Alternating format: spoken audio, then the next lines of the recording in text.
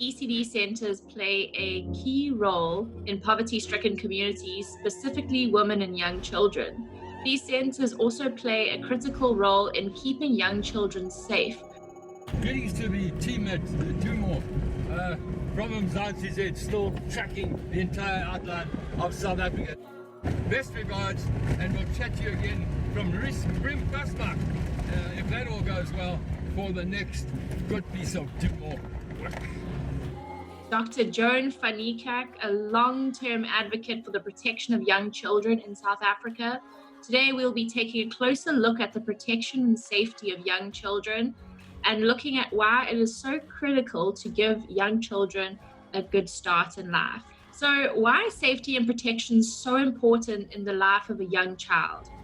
Well, first of all, safety and protection is the right of any child. But secondly, especially at the ECD phase, the development of the brain is a very delicate process, and exposure to violence can really impact on brain development, which in turn impacts on the child's ability to take advantage of any education at ECD level, at primary, at high school level, at tertiary level. So we want children's brains to grow and develop as normally as possible. It's also the interference with the child's capacity to learn, because anxiety and stress are blocking things like concentration, the ability to retain information, and so on.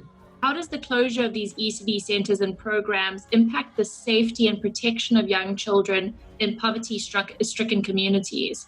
ECD centres are where children are fed. Now, the developing brain needs food, it needs sustenance. And if a child is at home and the income stream into that home compromises the child's nutrition, again, we have a massive problem in terms of the child's capacity in later years. The impact of malnutrition is quite interesting. There is research to indicate that hungry children are angry children. Hungry children are vulnerable children. Children will sometimes trade off even a sexual favor for food because the hunger pangs are more important than what the child knows not to be appropriate or comfortable for them. So we need to look at the closure of the ECD centres, the partial care facilities, as something that's extremely serious. The Early Childhood Development Centre is where children go out to play, they have interactions with other children, and good, observant ECD staff are often the first to pick up whether or not a child has been abused.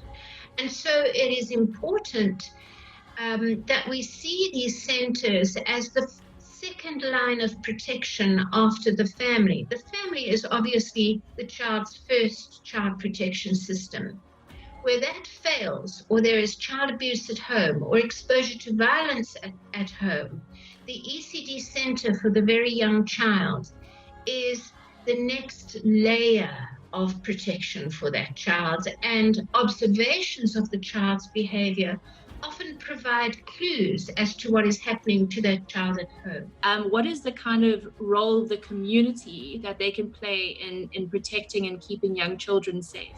Communities are the eyes on the child. It's a trite saying to say your child is my child and my child is your child. We've got to make that a reality in every child's life. Sometimes it's community reports of child abuse or children wandering the streets unattended that enable some kind of protection mechanism to be put in place for a child. And my appeal to community members is, please keep your eye on children. Where you see a child unaccompanied in the road and obviously in a dangerous situation, reach out and find help for that child. The fact that this Mzansi expedition has taken on nutrition for the preschool child is just incredible. And I want to say thank you for keeping an eye on our children.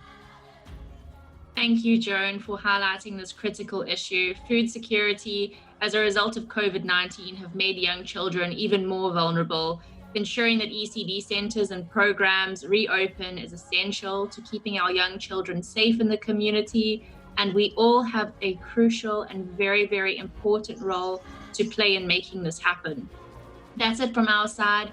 If you have any thoughts, questions, or comments, please pop it in the comment section below, and don't forget to continue following the Mzansi Edge journey.